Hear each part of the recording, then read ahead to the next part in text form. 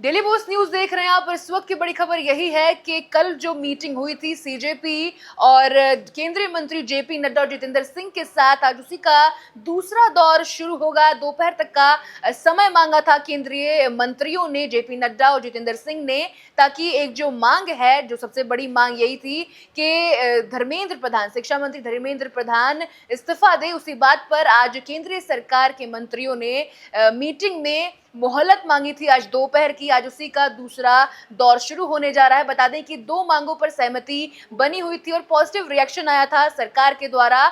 बता दें कि दो मांगे ये थी कि पहला तो जो पीड़ित परिवार हैं, जो नीट एग्जाम पेपर लीक के बाद जिन बच्चों ने सुसाइड करा था, 1-1 करोड़ का कंपनसेशन उन परिवारजनों को दिया जाए। और दूसरी मांग ये थी कि जो भी एफआईआर दर्ज की गई है जंतर मंतर पर प्रोटेस्ट करने के समय जिस बच्चों पर, उसे हटा दिया जाए। इन दोनों मांगों पर पॉजिटिव रिएक्शन आया है सरकार का। वहीं तीसरी बात करें तो जो सबसे बड़ी मांग है शिक्षा मंत्री धर्मेंद्र प्रधान की इस्तीफा की, उस पर सरकार ने मोहलत मांगी थी आज दोपहर तक की। और बता दें कि आज सुबह ही इस बात पर काफी ज्यादा चर्चा है पूरे देश में। इस बात पर बात की जा रही है कि आज जो मीटिंग होने जा रही है सीजेपी के लोगों और प्रतिनिधि के द्वारा, और साथ में केंद्रीय मंत्री जेपी नड्डा और जितेंद्र सिंह के साथ, क्या इसमें कोई समाधान निकलेगा? तो देखिए, कल के मीटिंग के बाद काफी ज्यादा बवाल मचा था।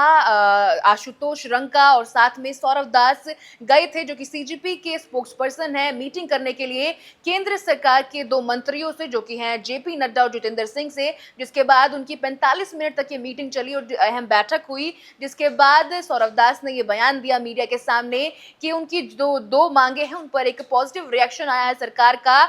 और वहीं तीसरी मांग पर, जो कि है शिक्षा मंत्री धर्मेंद्र प्रधान की इस्तीफा की, उस पर उन्होंने मोहलत मांगी है सरकार के मंत्रियों ने, केंद्र सरकार ने, कि आज दोपहर तक इस बात पर एक डिसीजन लिया जाएगा। लेकिन बता दें कि सौरव दास ने बिल्कुल साफ कहा और सीजेपी का बिल्कुल साफ कहना है कि अगर शिक्षा मंत्री धर्मेंद्र प्रधान का इस्तीफा नहीं दिया जाएगा तो ये जो प्रोटेस्ट चल रहा है वो देश भर तक का प्रोटेस्ट ये फैल सकता है और भी ज्यादा उग्र हो सकता है। तो बता दें कि एक मांग पर बिल्कुल ही अड़ा हुआ है सीजीपी। लोग भी और बच्चे भी कह रहे हैं कि अगर इस्तीफा नहीं होती है तो पूरे देश भर में काफी बड़ा प्रोटेस्ट दोबारा होगा। जिस तरीके से 20 जुलाई को देखा गया था कि किस तरीके से कितना प्रोटेस्ट जो है वो उग्र हो गया था, हिंसक भी हो गया था, लाठीचार्ज किया गया था पुलिस के द्वारा।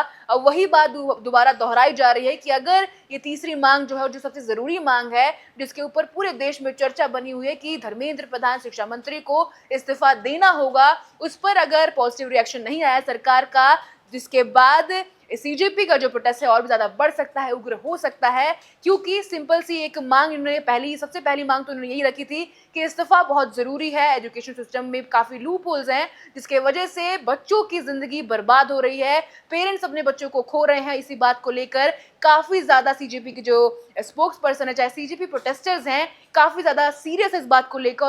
और यही बात है कि अब सीजेपी के प्रोटेस्टर्स हैं, अब इस मांग पर बिल्कुल अड़े हुए हैं और कह रहे हैं कि जब तक धर्मेंद्र प्रधान शिक्षा मंत्री का इस्तीफा नहीं होता, वो शांत नहीं बैठेंगे। और जब तक इस बात पर एक पॉजिटिव रिएक्शन नहीं आता केंद्र सरकार के द्वारा, तो ये जो प्रोटेस्ट है और भी ज्यादा उग्र होगा और ज्यादा तेज होगा, हो सकता है। लेकिन बता दें कि कहीं से भी सीजी प्रोटेस्टर के द्वारा ये नहीं कहा गया कि जो प्रोटेस्ट है वो हिंसा से भरा होगा। पिछली बार जो देखा गया था, जो वायलेंस फैल गया था, कहा जा रहा था, मतलब द्वारा कहा गया था कि ये कुछ सरकार के ही गुंडे थे जिन्होंने सीजी प्रोटेस्ट को काफी ज्यादा वायलेंट बना दिया। लेकिन वो बात चलो कहने की है, लेकिन अब बात ये है कि ये जो दो मांगे हैं, पॉजिटिव रिएक्शन आया केंद्र सरकार का, जिस तरीके से पहली मांग तो ये है कि कंपनसेशन 1 करोड़ का पीड़ित परिवार को मिलना चाहिए, जो एग्जाम के बाद लीक के बाद जिन बच्चों ने सुसाइड किया था उनके परिवार को मुआवजा मिलना चाहिए। वहीं दूसरी बात जो जिसमें पॉजिटिव रिएक्शन आया सरकार का,